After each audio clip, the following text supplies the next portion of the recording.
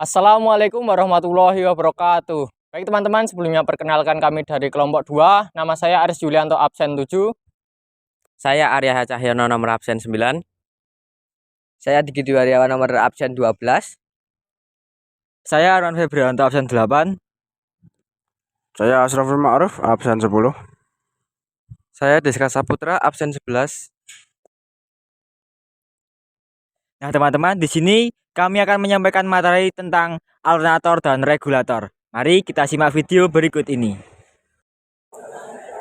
Oke, langkah berikutnya kita akan membongkar alternator ini dan akan untuk mengetahui komponen-komponen yang ada di dalam alternator ini. Untuk membongkarnya kita pertama-tama melepas puli dan kipasnya. Dan untuk melepasnya kita akan menggunakan kunci sok dan obeng. Obeng ini untuk mengganjal ketika kita putar bautnya supaya tidak lepas ataupun ikut memutar. Langsung aja kita putar, kita lepas. Oke. Yang sudah, kita lepas pulinya. Selanjutnya kita lepas kipas. Nah, di sini ada speaker.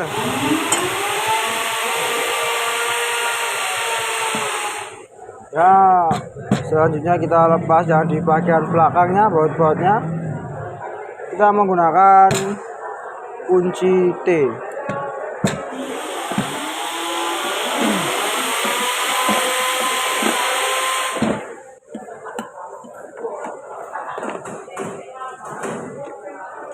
Kita menggunakan kunci 8 ya.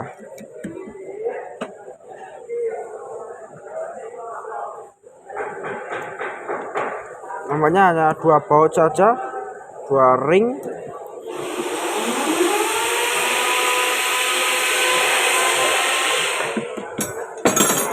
Selanjutnya kita lepas yang bagian depan. Kita menggunakan obeng plus.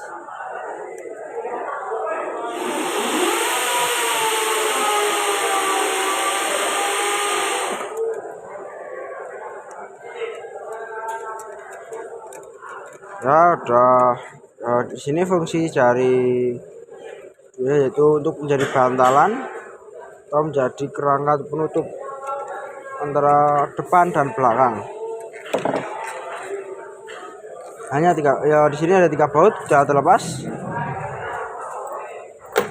Selanjutnya kita lepas di kerangka depan dan belakang. Nah, kita pisahkan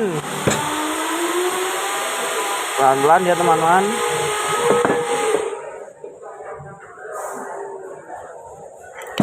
Ya, terus hati-hati. Oke, di sini udah terlepas.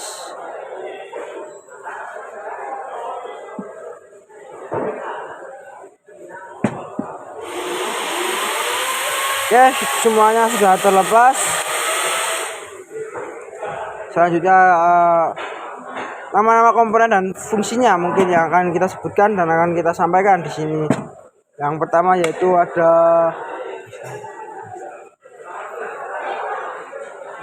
adalah puli. Kedua, setelah puli ada kipas dan selanjutnya ada speaker. Di sini bearing ini ada 2 ya, depan dan belakang. Bagian sini. Dan ini rotor.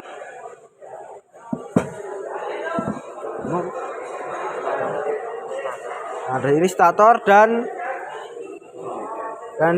dioda. Oke.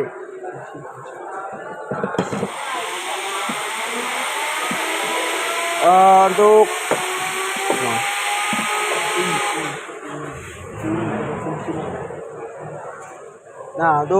puli sendiri berfungsi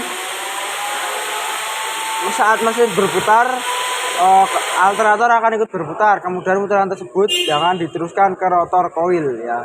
Jadi untuk puli ini meneruskan putaran ke rotor koil. Dan selanjutnya ada kipas.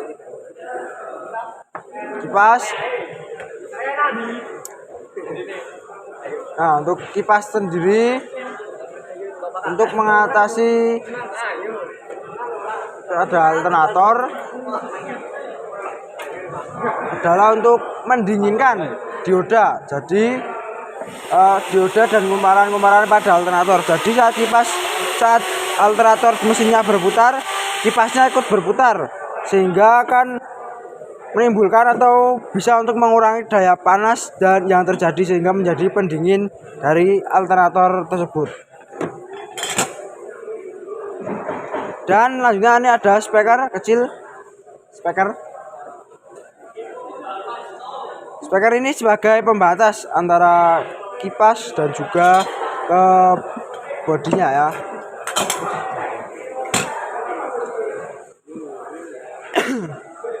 Nah, kemudian ada bearing atau bantalan. Nah, ini dapat berputar yang berfungsi untuk memungkinkan rotor berputar dengan lembut. Jadi berputarnya supaya tidak terlalu kencang dan bisa lembut. Nah, selanjutnya ada rotor. Rotor merupakan bagian yang rotor yang berputar di dalam alternator tersebut. Pada rotor terdapat kumparan yang ada di dalamnya rotor. Terus kemudian rotor dilengkapi dengan brush dan slip ring dalamnya ya teman-teman. Nah, untuk brush yang terdapat pada rotor berfungsi sebagai kutub magnet sehingga menimbulkan medan magnet yang ada. Dan slip ring yang terdapat pada alternator berfungsi sebagai penyalur listrik ke kumparan rotor. Nah, rotor akan membangkitkan medan magnet setelah rotor koil dialiri arus listrik dari baterai ya. Jadi seperti ini dari rotor dan kumparan dan serta slip ring dan brush yang ada di rotor dan bearing.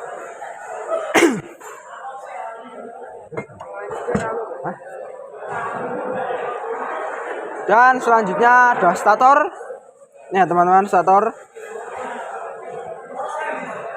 koil adalah bagian yang diam dan terdiri dari tiga kumparan. Setelah saat ujungnya dijadikan satu. Nah, konstruksi dari stator koil disebut dengan hubungan Y atau bintang 3 fase. Bagian tengah yang menjadi satu adalah pusat gulungan yang disebut titik netral atau terminal N. Jadi gulungan ini disebut terminal netral atau titik netral atau terminal N. Pada bagian kabel lainnya akan menghasilkan arus bolak-balik. Nah, fungsi dari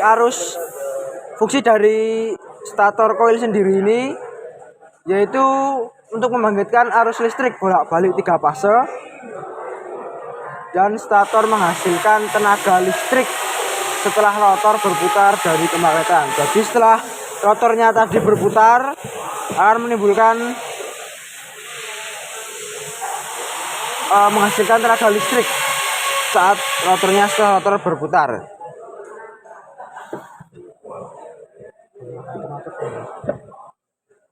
Nah, kemudian dioda atau rectifier ya. Dioda adalah mengarahkan arus bolak-balik atau AC yang dihasilkan oleh stator koil menjadi arus searah atau DC. Dioda juga berfungsi mencegah arus dari AC dari baterai ke alternator. Jadi dioda ya untuk mencegah arus AC dari baterai ke alternator.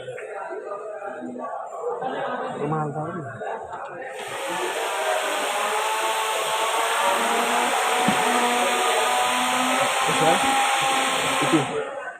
Nah, ini sebagai rumah dari alternatornya di bagian sebagai penutup atau belakang.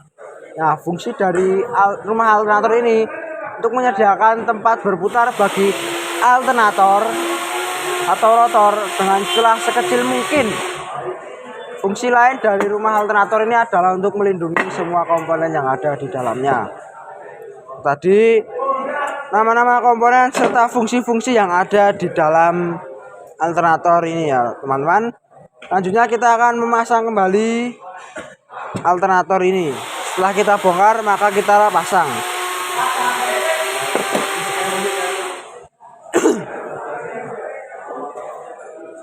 Ya, kita pasang dulu ini rotornya. Kita pasin. Nah, kita pasang ya. Ini harus tepat dan harus benar.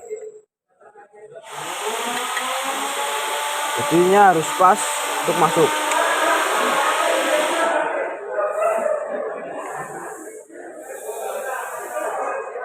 Nah, jika sudah kita menggunakan kunci L yang kecil ya teman-teman untuk mengganjal brush yang ada di dalam ininya, supaya saat kita pasang rotornya ini masih bisa dimasukkan ke dalam. Nah, di sini kita menggunakan kunci L untuk masuk ke lubang kecil yang ada di dalam ini untuk mengganjal brushnya.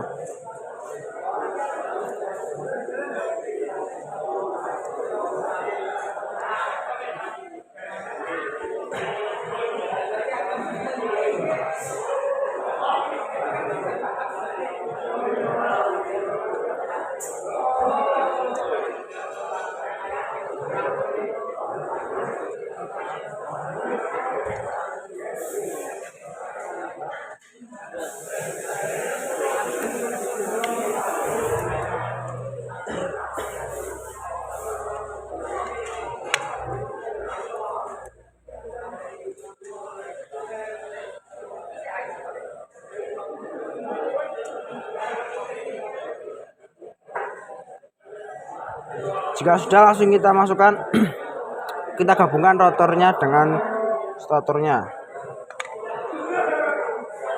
Pelan-pelan ya, dan hati-hati jangan sampai kejepit dari jari-jari kita.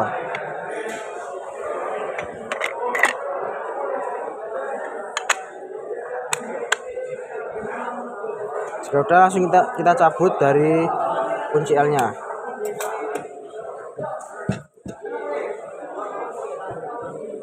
Dan kita paskan untuk kita memasukkan skrup atau bautnya kembali lagi.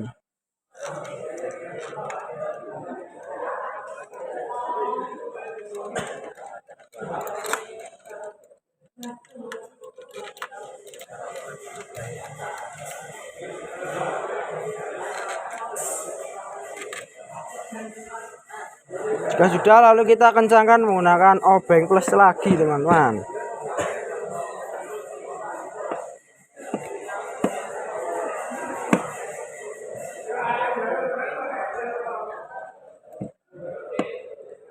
Dan posisinya harus tegak lurus ya, jangan sampai lebih, dan juga hati-hati takutnya nanti bisa jol.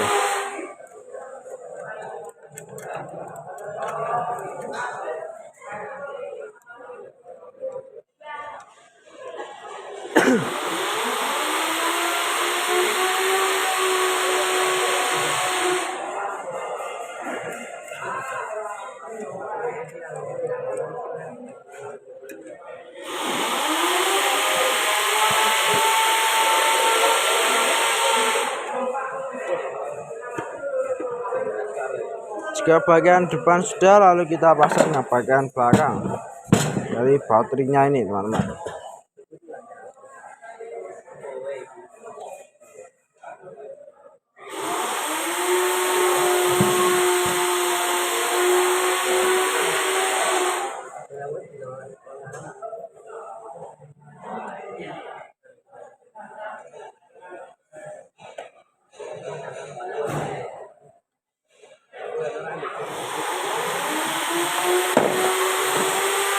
kita kencangkan. Dan posisinya juga harus tegak lurus.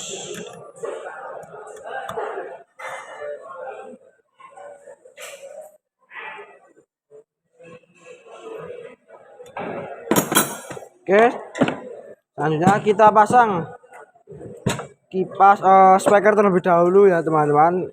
Speakernya dulu, kemudian kipasnya. Dan untuk posisi kipas jangan sampai terbalik ya teman-teman. Untuk kipas sendiri menghadap ke belakang, bukan seperti ini, tapi ke belakang seperti ini, supaya untuk seperti fungsi tadi untuk menjadi pendingin dari alternator dan pulinya, dan terakhir baterainya.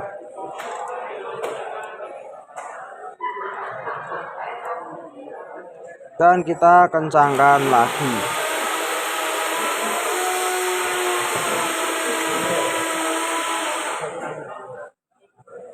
Oke, ya sudah. Oke, itu tadi nama-nama komponen serta kita sudah membongkar dari alternator, dan kita sudah mengetahui komponen-komponen yang ada serta fungsi-fungsinya. Teman, untuk langkah selanjutnya yaitu kita merangkai alternator. Mari kita simak video berikut ini. Nah, untuk langkah yang pertama yaitu kita memasangkan terminal E disambungkan ke terminal negatif baterai. Nah, ini terminal E, kemudian kita hubungkan ke terminal negatif baterai. Oke. Nah, untuk langkah yang kedua yaitu terminal F disambungkan ke terminal positif baterai. Terminal F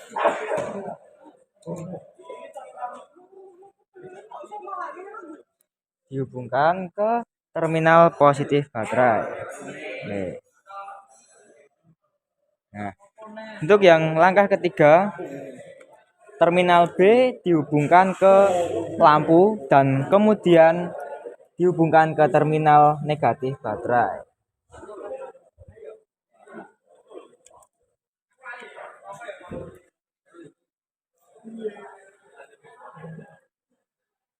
Nah, untuk selanjutnya kita tes kemagnetannya terlebih dahulu.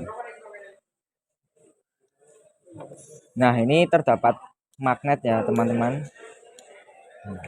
Nah, untuk langkah terakhir yaitu untuk menghidupkan lampu ini kita harus talinya ini diputarkan ke bagian pulai.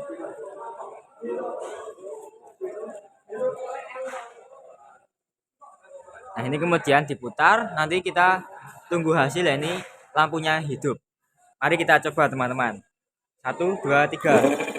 Nah, ini tandanya berhasil. Nah, demikian merangkai alternator. Terima kasih. Teman-teman, terus selanjutnya yaitu kita mengetes tahanan terminal alternator. Untuk selanjutnya kita yang butuhkan adalah alat dan bahan. Untuk alatnya yaitu kita butuhkan multimeter, dan bahannya kita membutuhkan alternator. Untuk langkah yang pertama yaitu kita mengkalibrasi terlebih dahulu multimeter. Nah, kita arahkan jarum ini ke kali 1 ohm. Nah, kemudian kita mengkalibrasinya. Nah, ini kita kalibrasi menuju ke angka 0. Nah, sudah cukup. Untuk selanjutnya kita ngetes yang pertama yaitu terminal B dan E.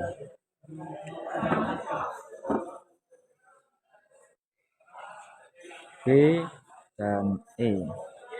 Nah, apabila ini kan tidak terhubung, tentu tandanya baik. Nah, kemudian kita balik ya teman-teman, E dan B.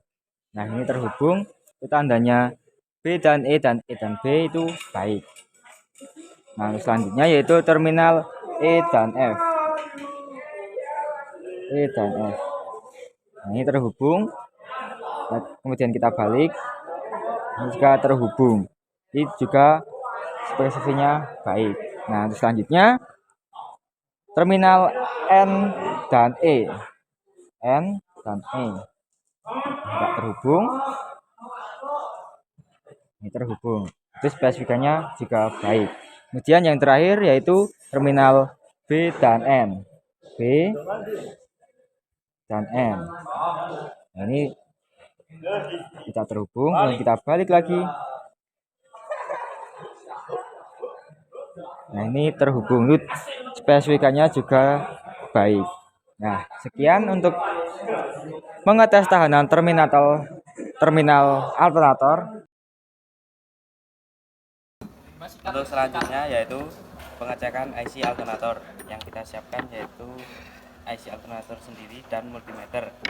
Untuk langkah pertama kita kalibrasi, kita on-kan dulu multimeter ke ohm kali 1. Selanjutnya kita kalibrasi terlebih dahulu ke 0. Setelah terkalibrasi, lalu kita ke IC regulator.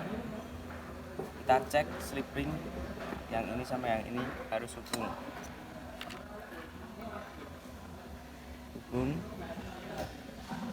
Dan kita cek dengan body, slip ring dengan body seharusnya tidak hubung.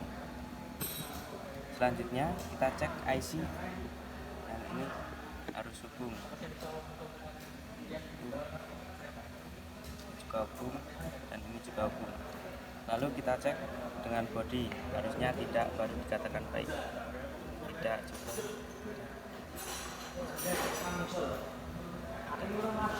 Nah, kita cek puring arc, ini harus berputar dengan lancar. Demikian pengecekan IC alternator yang bisa saya sampaikan. Oke, selanjutnya kita akan memeriksa komponen alternator. Pertama, kita arahkan multimeter ke ohmmeter 1 kali. Setelah itu kita kalibrasi.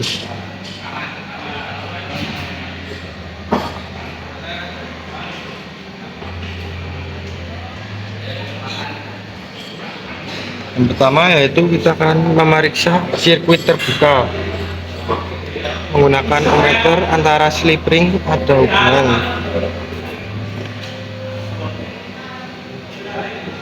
Jika ada hubungan berarti komponennya masih bagus. Selanjutnya kita akan mengetes hubungan rotor dengan massa rotor grounding.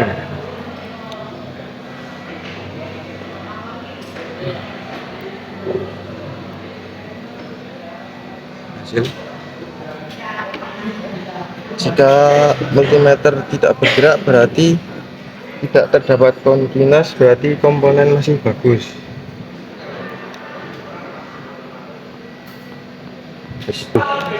Selanjutnya kita akan memeriksa hubungan stator coil atau sirkuit terbuka.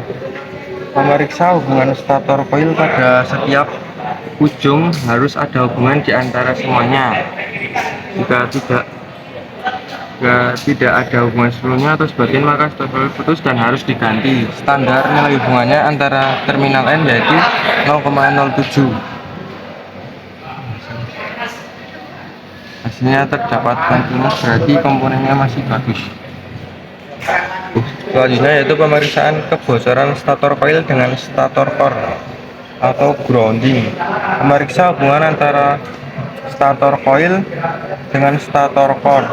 Pastikan tidak ada hubungan di antara keduanya. Jika ada hubungan maka terjadi kebocoran pada stator coil dan harus diganti. Nah, ini hasilnya. Berarti tidak ada kontinuitas, berarti komponen masih bagus.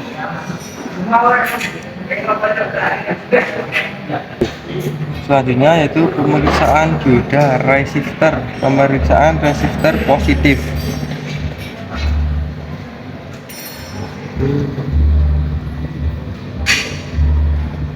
Menggunakan ohmmeter dan hubungkan salah satu probe terminal penghubung kawat kumparan stator dengan terminal positif dioda. Balikan polaritas probe, kemudian ulangi langkah tersebut. Periksa bahwa salah satu menunjukkan hubungan sedangkan yang lain tidak. Pasang lagi, Boris. Baik.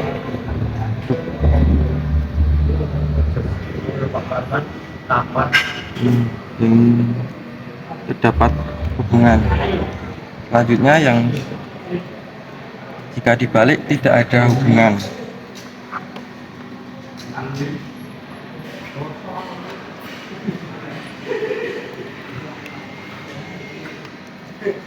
Selanjutnya yaitu pemeriksaan resistor negatif.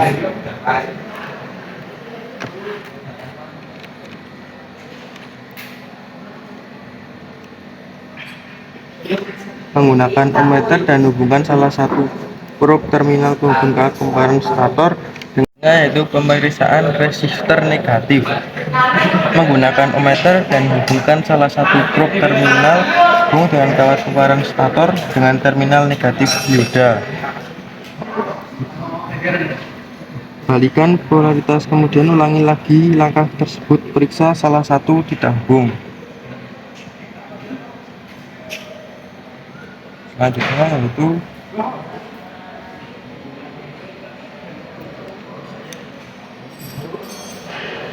tidak hubung.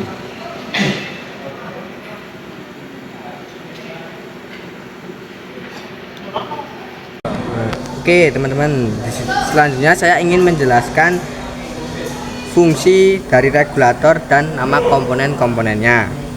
Ini adalah sebuah regulator. Regulator adalah rangkaian regulasi yang berfungsi untuk pengatur tenaga keluar dari sebuah catu daya agar efek dari naik atau turunnya tegangan jala-jala tidak mempengaruhi tegangan satu daya sehingga menjadi stabil. Ya, di sini selanjutnya saya ingin menyebutkan nama-nama terminalnya. Yang ini IG, N, F, E, L, dan B. Nah, selanjutnya komponen dan fungsi komponen. Yang ini voltage regulator yang berfungsi untuk mengatur sistem kerja magnetik di bagian rotor koil. Yang ini voltage relay yang berfungsi untuk mematikan lampu pengisian C atau CHG dan untuk menghubungkan arus yang diawali dari terminal B kepada voltage regulator. Nah, yang selanjutnya yang ini komponen yang bernama resistor.